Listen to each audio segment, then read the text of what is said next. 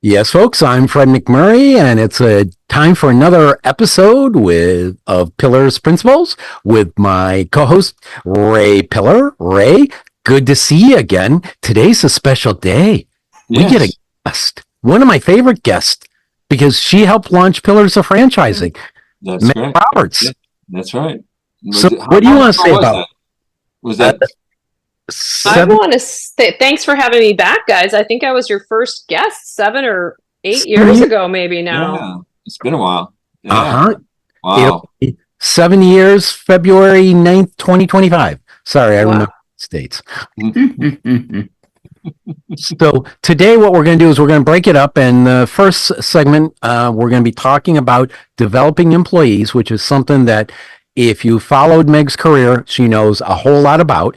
But rather than me just getting the joy of asking all the questions, Ray gets to put his co-host hat on and ask questions, at least the first half. So Ray, I'll let you ask Meg the first question. Sure. So right now I'm in the position where we don't have to advertise for employees. Now, right after COVID, we did. Uh, Hmm. yeah. And then primarily that's because it's word of mouth. We have created a culture here. I'm using the C word. I use that a lot, Meg. And uh, we have created a culture here that basically is self-sustaining as far as employees coming in.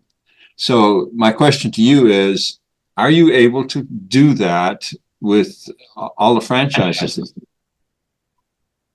Yeah, I think, Ray, one of the really wonderful parts about the Molly Maid system when I was there and having the opportunity to know you for so many years is just how important the employees were to the structure of the business in terms of what we provided, what you provide at Molly Maid, which is this safety and security of caring for another person's home. And when you have employees that care about that, it naturally can create a neat culture. And I think the Molly Maid organization has always done a wonderful job of being a big proponent of the feel good aspect of working for an organization. And I picked that up while working for Molly Maid myself and leading that organization. And today, with the companies that I get to participate in as part of Head to Toe brands, and that's Lash Lounge, Bishop's Cut and Color, and Frenchie's Modern Nails, we employ largely young women, not so dissimilar from Molly Maid, who are in careers of great creativity, where they're in cosmetology and hair and nails and beauty. And it's a lot of fun, and there's a lot of energy around that employee segment. So creating culture isn't particularly difficult, but it's equally important.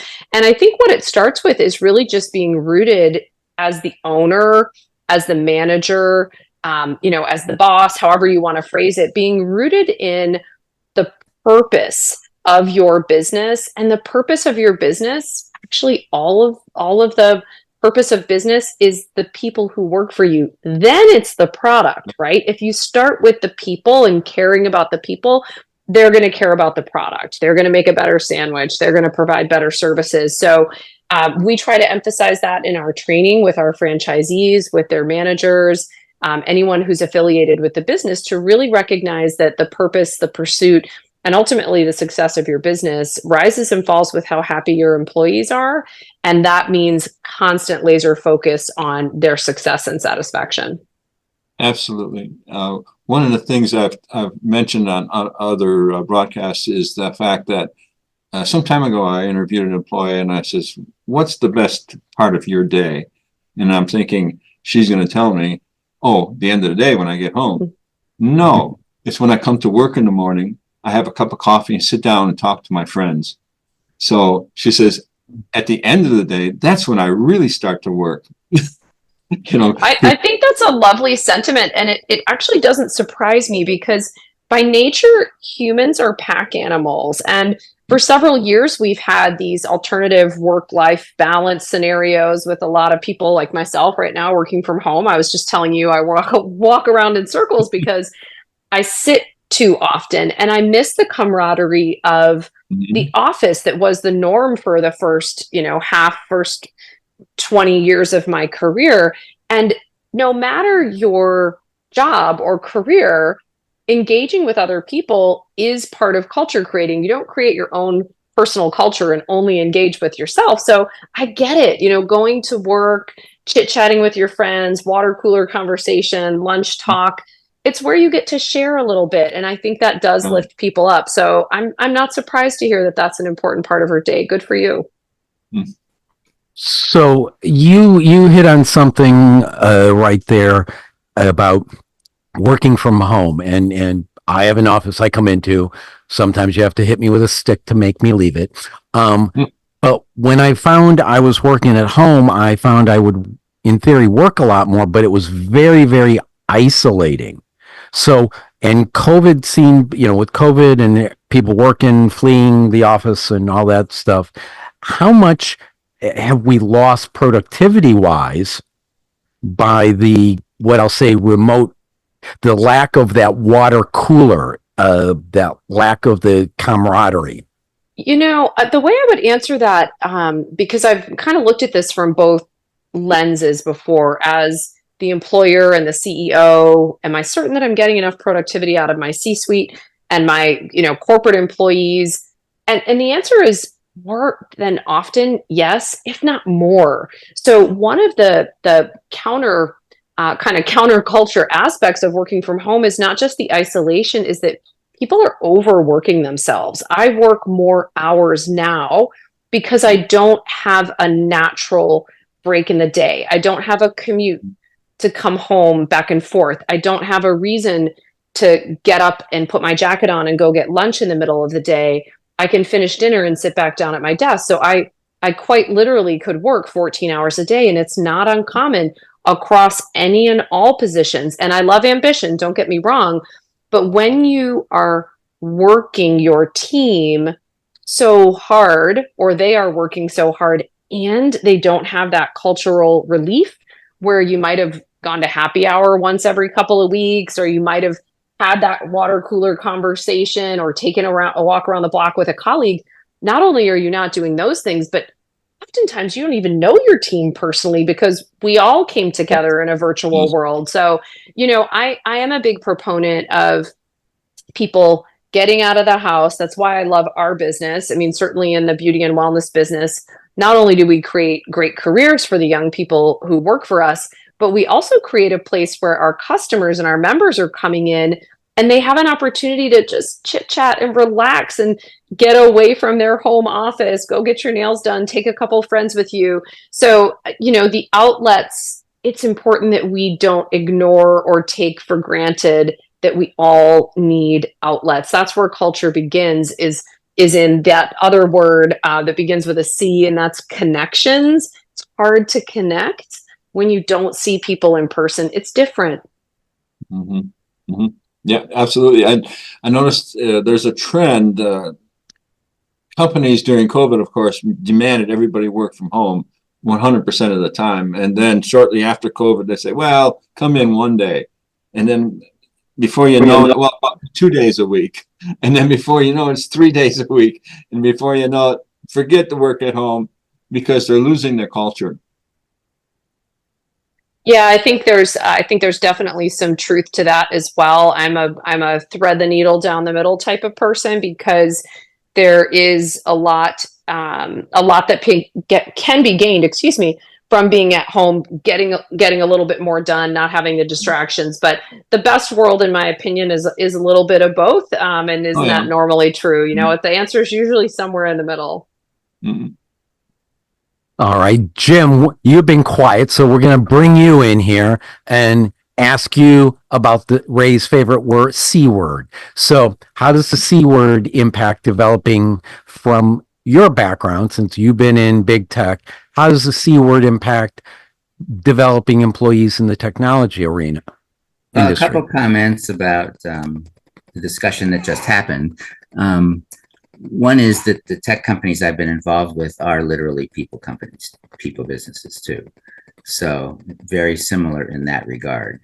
The other one is that there were actually a number of studies that showed what you were mentioning, Meg, which is the assumption that companies had when people worked at home was they worked less. And it turns out They work more. The majority was they worked more and they couldn't Yeah. compartmentalize for the reasons that you both said. So that's definitely been an issue. So in the tech world, there is an increasing persistence of remote work, Mhm. generally speaking. Now, the way that gets mitigated is without getting into too much detail, the most common project management approach to software and technology development is Agile. And Agile has built into it a process called the Scrum process, and that is a sports thing, Fred. But anyway. Yeah, I know. Soccer, rugby. Yeah. Anyway, and so that whole process was built around having daily meetings in person called stand-up meetings. And now those are done not in person. And but the daily meetings do mitigate the issue quite a bit, actually. Yeah. So there's sort of constant communication, interaction, and because they have to interact. I mean, they're all working on different parts of the project and so forth. But having said that, it still is an issue that needs to be managed. And so most companies actually now require not escalating to 5 days a week, like you said, but a day or two a week, or a day a week, or 2 days every other week, or whatever, does make a big difference.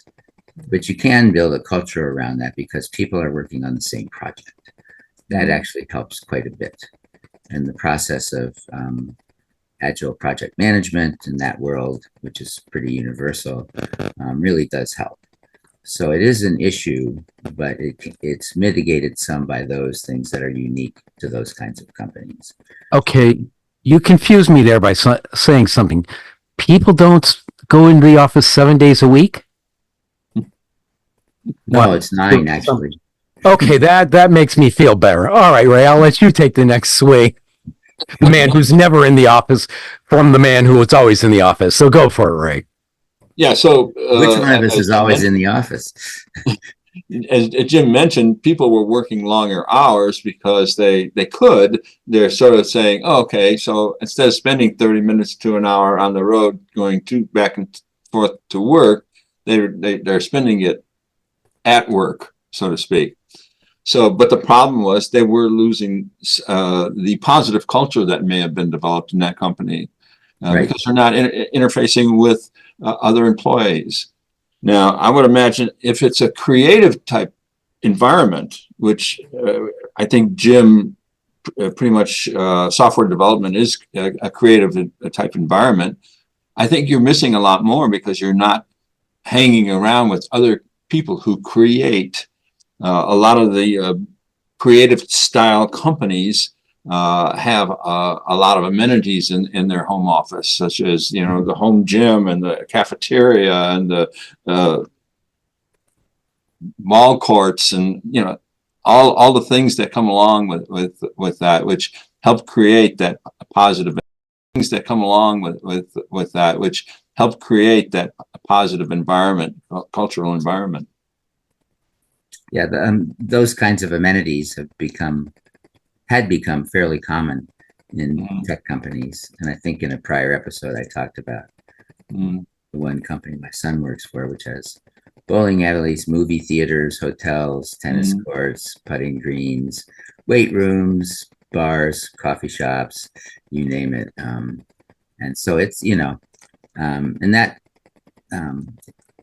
and that company has other, people that do have to work on site because they do help as well as software development. But yeah, you're absolutely right. There are, that's one thing that took hold before the sort of work at home or work remote sort of movement started to take place.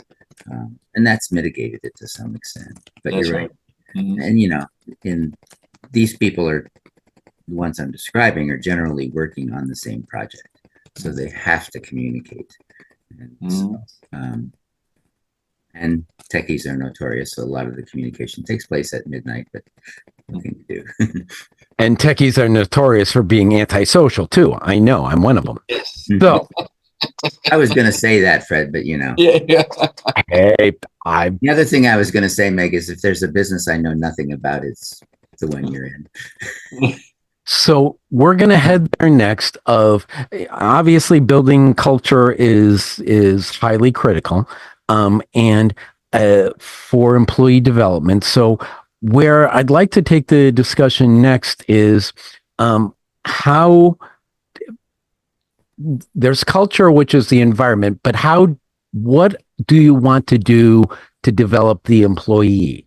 So how do you develop good employees? Because I know Ray's had people come in that he didn't expect to go great guns, and he ended up turning them into phenomenal employees. And I know I've seen folks that I thought were going to be great employees, and yeah, it was like, how quickly can we get rid of them? So to Meg, what are your plan, your highlights, your must-dos to develop employees? Because as we stated at the beginning, you've actually been recognized in mainstream media as undercover boss and things like that. So how do you develop new employees?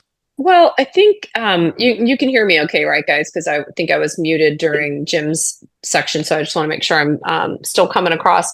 I think there's a lot of commonalities that we should be thinking about when it comes to developing great employees. The first is always have the proper expectations set for your new employee, and that means a very clear and concise job description. You don't just whimsically hire people without being certain of what it is they're going to do for your company, what you expect them to do so that they can grow and succeed in that role. So that's really number one to me, is that an employee understands what their job description is, and that you're not shifting expectations and they're not shifting deliverables. When you have that baseline in place, now we can talk about making sure that the employee feels welcome and accepted. So job description, welcome and accepted. And that means assigning somebody to their onboarding, assigning someone to be kind of their partner for the week or 2 weeks, even if that's virtually, that they're checking in with them, 15 minutes at the end of every day for their first 10 virtual days, so that they don't feel alone and abandoned. Instead, they feel, accepted and part of something. So those are two sort of tactical pieces that I think are important. And the third, it's often overlooked, but is really important, whether you're hiring an executive who has some complex bonus structure that, essentially requires flying a monkey to the moon in order to earn, or you have an employee who is on a commission-based employment incentive, and, perhaps they haven't really done the math to understand what does that equate to for an hourly wage. Employees, executives, hourly wage earners, middle income earners need to know how they're making money and what to expect in their paycheck. What's being taken out? If I have benefits, if I don't have benefits, if I have a 401k, how are you matching it? What does that mean? Let's not be presumptuous that our employees understand what they're earning. And if you can create comfort for them by giving them a buddy, you can create certainty for them by helping them understand their paycheck, and you can create confidence in the idea now that they fully understand the job expectations you've set and that you agree to that, you're off to a really great start. So for me, those are the three most important things. Okay, wait a second. So I love all three of those, but that third one, you said they need to know how they're compensated, and I never thought of it that way. But you hit create certainty, and I love that. And then you said that creates confidence. I'll swear there was another create in there. What was the other? I might have said community. I might have said the other one. You guys keep hanging on this idea of a C word, and I'm trying to drive it into a, community, confidence, culture. Each of those things is achieved by checking one of those boxes. Community happens, culture happens when they're part of something. They've got a buddy. Certainty happens when they know what their job description is. confidence happens when they know their job description. And likewise, certainty and confidence come with understanding how you're earning a living. Ray, you're in trouble. She's outseed you 3 C's to 1. I know. There's one thing that comes to mind that I need to mention before I forget, especially, and that is once you set those expectations for your new employee and they are performing to those expectations as their supervisor or whoever that may be, yourself or whomever, they need to be on the lookout for what that employee is capable of beyond that. And most people don't know what that is. So you need to sometimes just simply think to yourself, is that employee capable of something greater than you have hired them for? Yeah, I mean, I love that sentiment I can too, tell you Ray. right now, all the people in my office, all the people in my office started out cleaning houses, and now they're management. So, well, there's nothing greater than seeing someone's potential, because it's not uncommon for the employee to not see the potential in themselves. I mean, I remember personally looking over my shoulder when the founder of Molly Maid, David McKinnon, said, "Hey, Meg, I'd like you to take over as president." I said, "What?" I'm looking around going, I didn't know we had another Meg in the company. It would have never occurred to me. And it's not because I wasn't ambitious or I didn't think I could do more. It just sometimes you don't think it's your time, or it's not the right role, or nobody's noticing. But a lot of the time it's, I don't know if I can do this. And so when someone else believes in you and you prop up your own employees, number one, it's just a terrific way to create culture, but it's also a great way to retain employees, because they see that they have not only the certainty and the confidence and the community that we talked about, but they have upward mobility in a career. And that's a really inspiring thing. Yep. Another C word, career upward I did it on purpose. Yeah. We get into a D. You cut out there. Your audio is off.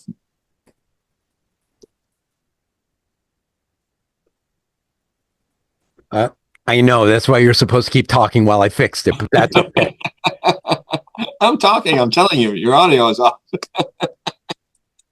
I love you, dude. I love you, dude. All right, career upward mobility.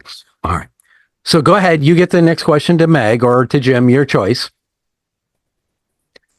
Oh, sure. Now you go silent. I see how you are. All right. So I love where we've gone. Why do you think, Meg, most companies don't do this? What stops them from doing it?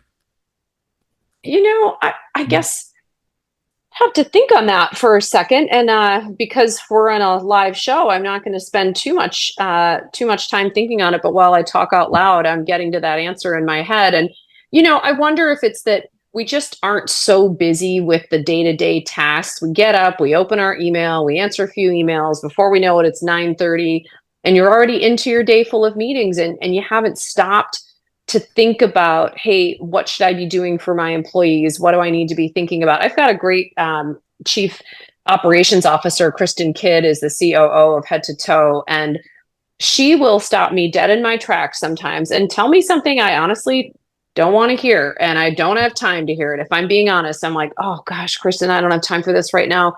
And every time she stops me and every time she reminds me, hey, Meg, I think we should be doing this for the employees. Maybe we need to have this get together or recognize someone. She's right every single time.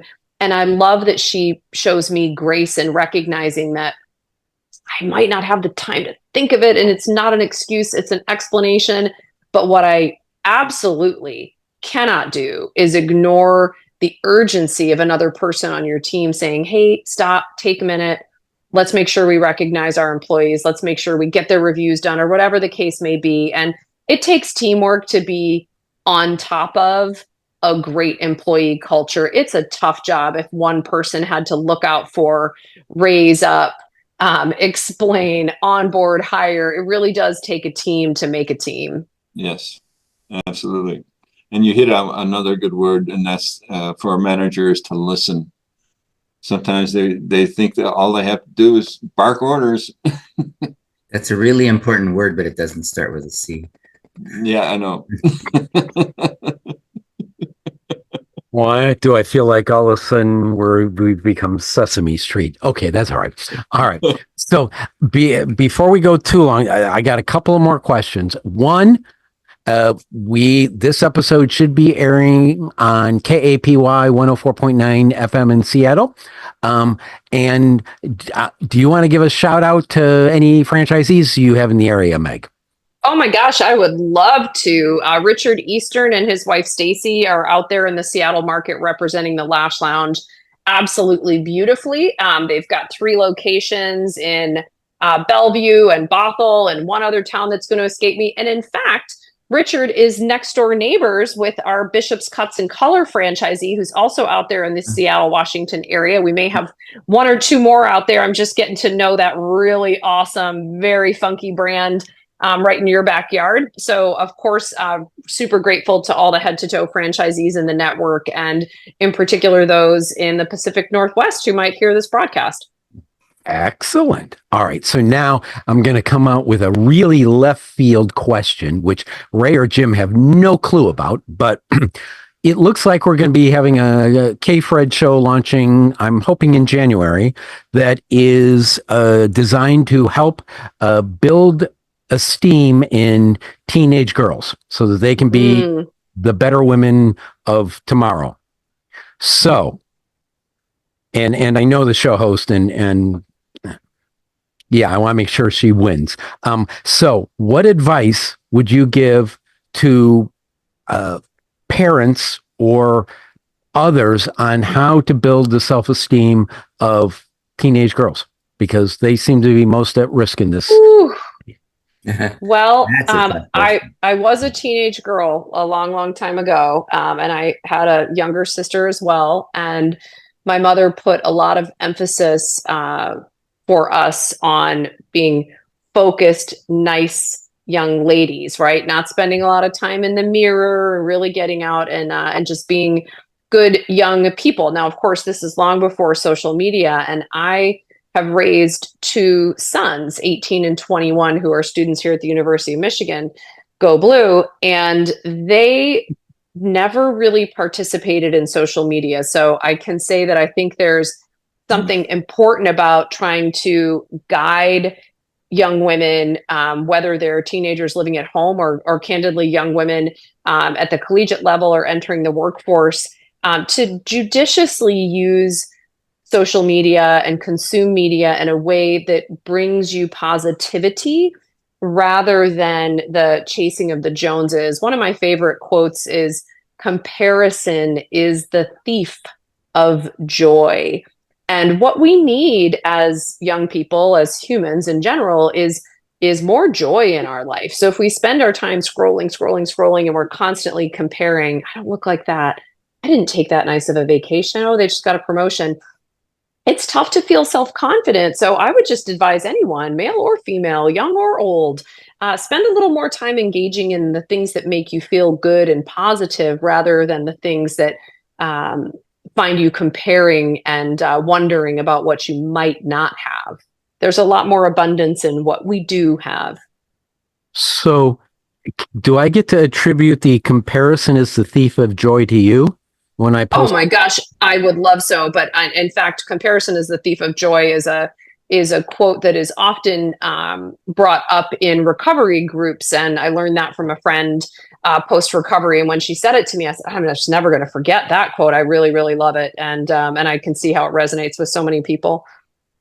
Mm-hmm. Mm-hmm. So that's a yes. I'm going to attribute it to you. You can say I use the quote. I'm sure it's somebody famous, but I'm also assuming that it's used quite frequently, and people do so because it breaks through.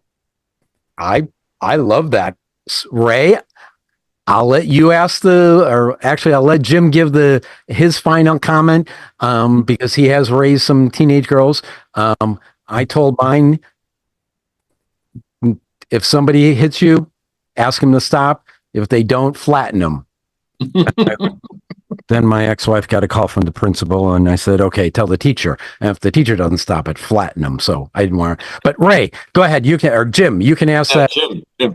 Jim, make that last comment, then Ray will have to finish us out.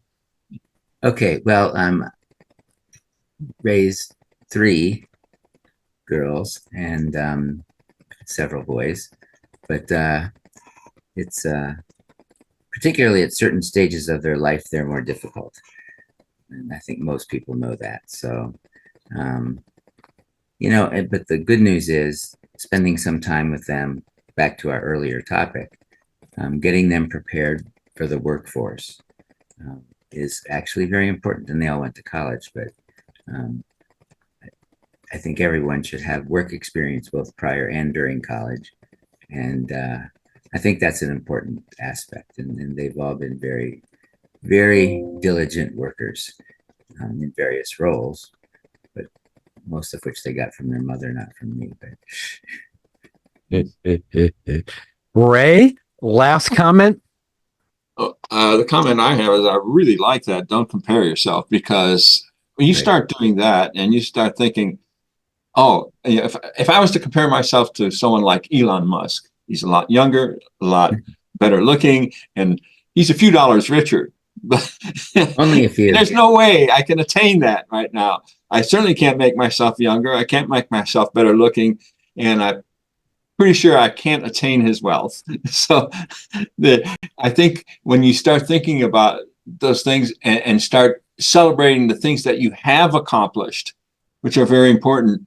As someone said to me one time, you need to ring your own bell once in a while. And that doesn't mean you become narcissistic or anything like that, but you need to think about what you have accomplished, and maybe the fact that you could become a mentor to others in your surroundings. I don't like it when I get my bell rung. I'm usually on the floor in a fetal position, but we won't go into that.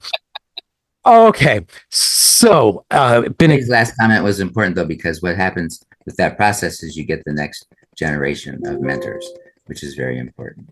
Mm-hmm. Hey, yeah, I'm happy with the whole create community thing. I'm on the right path with KPHRED. I can say that according to Meg. We're creating community, so it's all good. Meg, you since you were the guest, you get last comment. Any last comments you want to tell our audience? Wow. Well, you know, my last comment is just going to be to the two of you for managing this pillars of franchising and this pillars of power over the last handful of years. When it started out, I was really impressed that you kind of had the moxie to do it. It was before a lot of folks were getting into this arena, and it was well before COVID. So good on you guys for having, you know, probably several hundred episodes under your belts at this point. I'm proud to say I was a part of it before you all got so famous. So thanks for having me. Thank you. Better with you, Maid. It was a pleasure to have you. Ooh, baby, that clip is going into the you know, we're going to make a clip of that one. My day just got even better than it's already been. All right, folks. Always good seeing you guys. Congratulations, Ray. I'm really happy with this second chapter in your life. I'm really happy for you. Well. Thank you. Take care. Thanks to Meg Roberts, Jim Treleaven, and Ray Pillar. We'll be back next week with another interesting and strange episode of Pillars Principles. Have a great one, folks.